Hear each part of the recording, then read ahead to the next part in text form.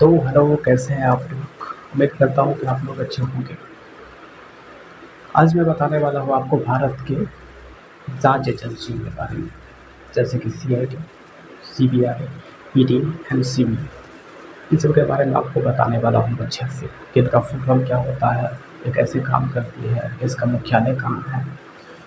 चलिए शुरू करते हैं। सबसे पहले मैं आपको एनसीबी के बारे में बताता हूँ। एनसीबी का फुल फॉर्म होता है नारकोटिक्स कंट्रोल ब्यूरो। लिख के बताते हैं, चलिए।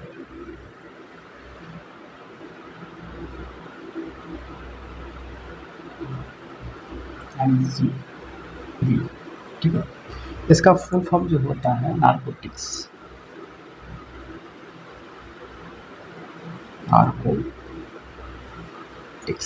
नारकोटिक्स कंट्रोल कंट्रोल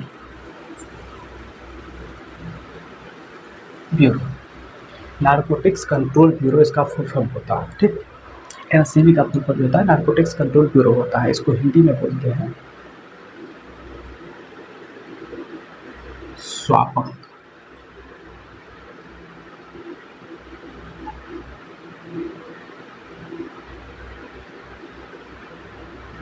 नियंत्रण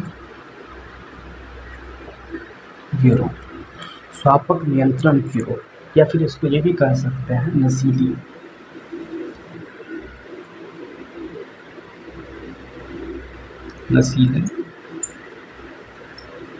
पदार्थ नियंत्रण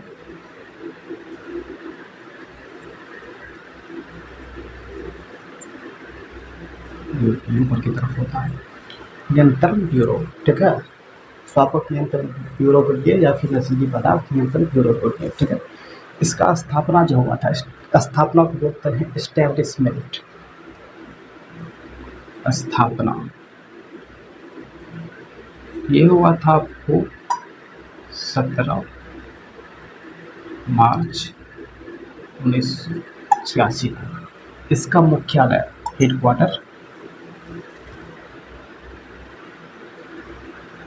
इसका मुख्यालय जो है खत्म हो गया। ये मुख्यालय जो है आपको ये हो गया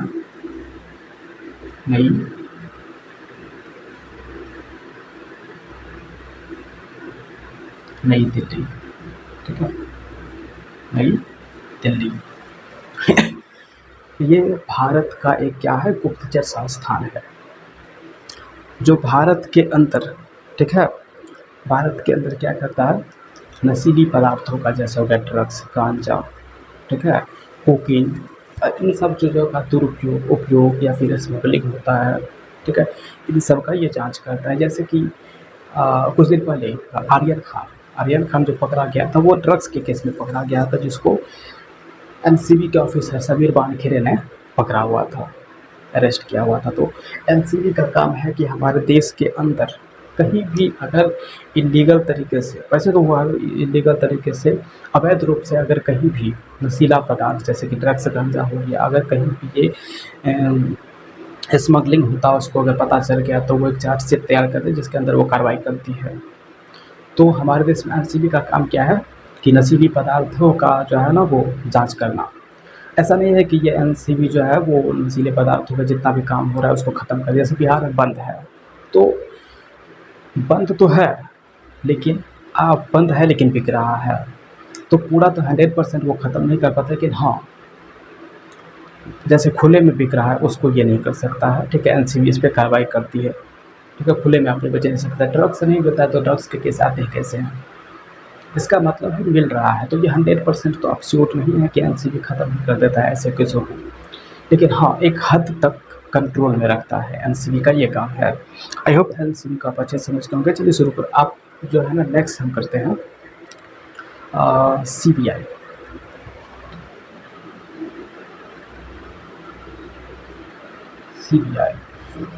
सीबीआई जो है उसको कहते हैं आप लोग सेंट्रल ब्यूरो ऑफ इन्वेस्टिगेशन। क्या बोलते हैं उसको? सेंट्रल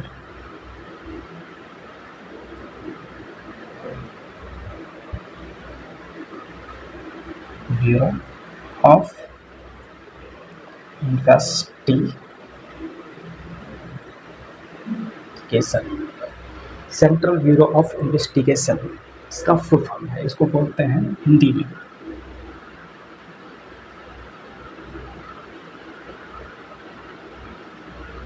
केंद्रीय जांच ब्यूरो, ठीक है, या फिर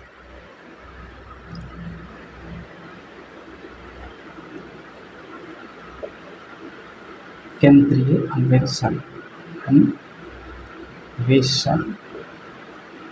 ब्यूरो,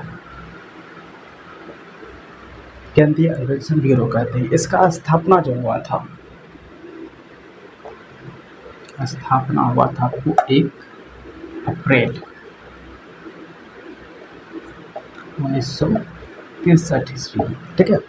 1900 क्या हुआ था इसका, 1963 ईस्वी में क्या हुआ था, इसका स्थापना हुआ था। इसका मुख्यालय जो है जिसको बोलते हैं हेड क्वार्टर, ये आपको हो गया नई दिल्ली, ठीक है।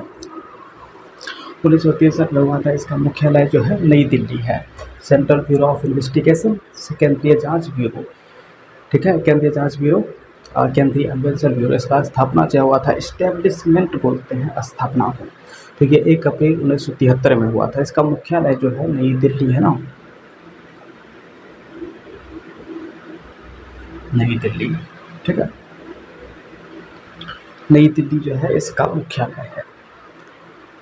ये भारत सरकार के अंदर आती है, केंद्र सरकार के अंदर आती है, ठीक है। तो इसका जांच का आदेश जो आपको कौन दे सकता है, तो HC, ठीक है, हाई कोर्ट या फिर SC सुप्रीम कोर्ट। ये सेंट्रल गवर्नमेंट के अंदर आता है, तो इसका जांच का आदेश है, इसके जांच का आदेश जो दे सकता है वो सेंट्रल गवर्नमेंट भी दे सकता है, ठीक है। सी जी, सेंट्रल गवर्नमेंट भी दे सकता है। जैसे सुशांत सिंह राजपूत के केस में, ठीक है, SSR, सुशांत सिंह राजपूत के केस में CBI की जांच की मांग की गई, तो CBI जांच जो है ना, CBI की जांच की गई।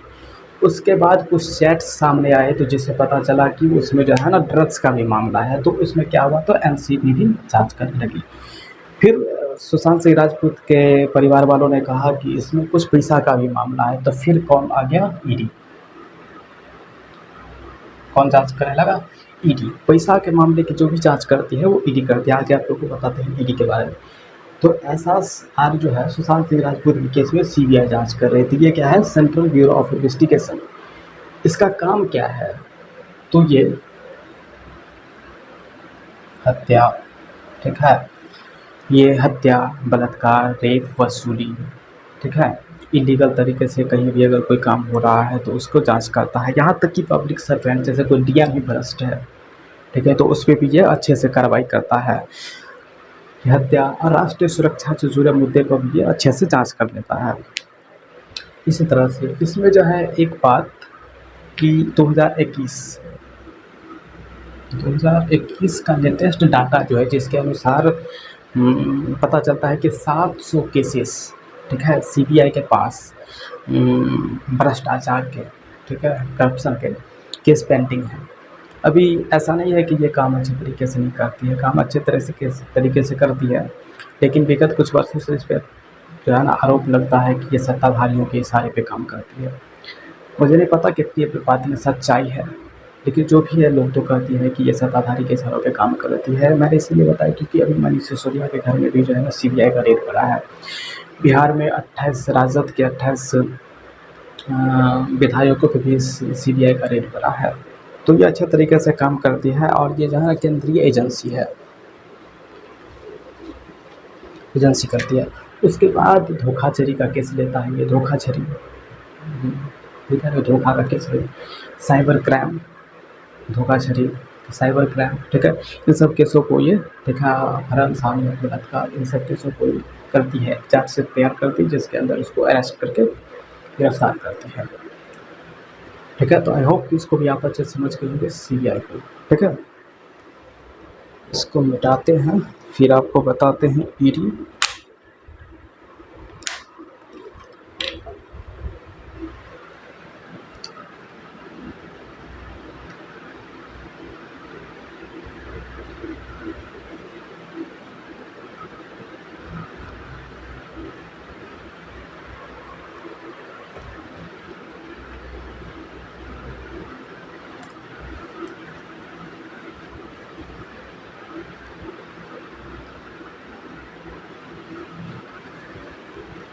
चलिए तीसरा जो है वो है आपका CID। भैया ये वही CID है, दया पता लगाओ, कुछ ना कुछ गड़बड़ वाला जो था आया था ना सीरियल, ठीक है, कुछ ना कुछ तो गड़बड़ आएगा। दया ये वही CID का बात कर रहा हूँ। इसका फुल फॉर्म जो होता है वो होता है क्राइम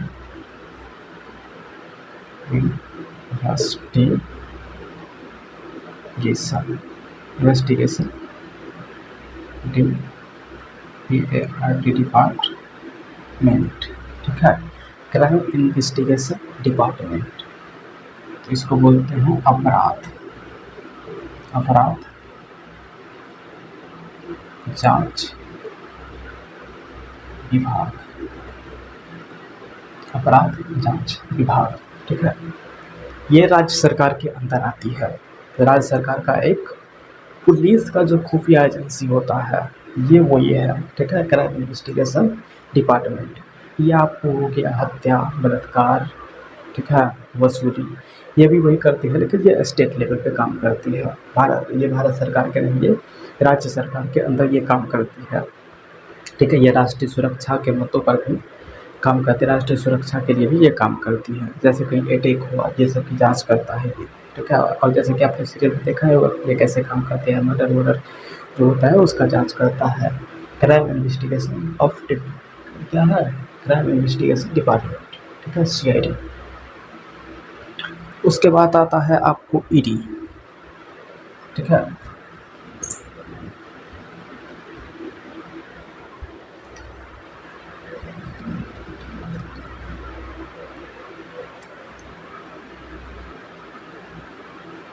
ED इसका जो होता है फुल फॉर्म वो होता है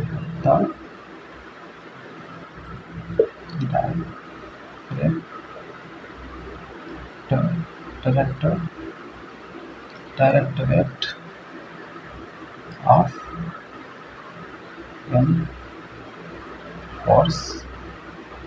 एनफोर्समेंट, ठीक है, द डायरेक्टरेट ऑफ एनफोर्समेंट, ठीक है। इसको बोलते हैं प्रवर्तन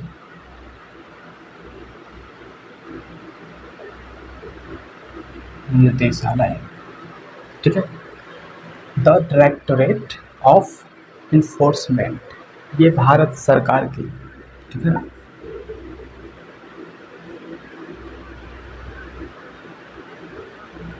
सरकार के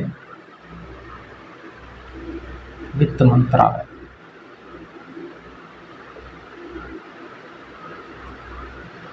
वित्त मंत्रालय के राजस्व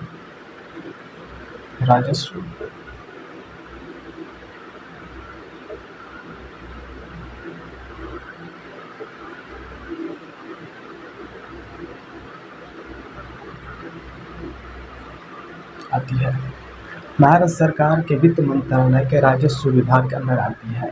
वित्त मंत्रालय का मतलब हो गया आपको फाइनेंस मिनिस्ट्री, ठीक है। राजस्व का मतलब हो गया रेवेन्यू डिपार्टमेंट के अंदर आता है।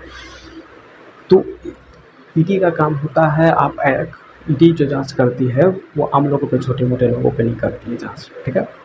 तो जैसे कि आपके पास अगर कोई ऐसी संपत्ति है जो टैक्स चोरी के मंशे से आपने कमाया है, या फिर आप लोग का विदेश में संपत्ति खरीद रहे हैं, ठीक है, टैक्स चोरी करके जाके विदेश में फंस गए, विदेश का पैसा है, अवैध रूप से आपके पास विदेशी मुद्रा है, लेन देन कर रहे हैं, टैक्स चोरी का केस लड़ता है, ठीक है। ये इंटरनेशनल नेशनल लेवल पे ये काम करती है। इसमें सिंपल सा समझ लीजिए, ED, ठीक है, टैक्स चोरी का केस जो है ना डील करता है, ठीक। भारी मात्रा में अगर आपके पास विदेशी रुपया है तो उसका ये जांच करेगा, ठीक है। विदेशी पैसा है, आप जाके जमीन कहीं विदेश में जाकर संपत्ति खरीद रहे हैं तो उसका भी जांच करेगा, ठीक है। आई होप ये ED, CID और CBI, ठीक है, आपको अच्छे से समझ में आया होगा।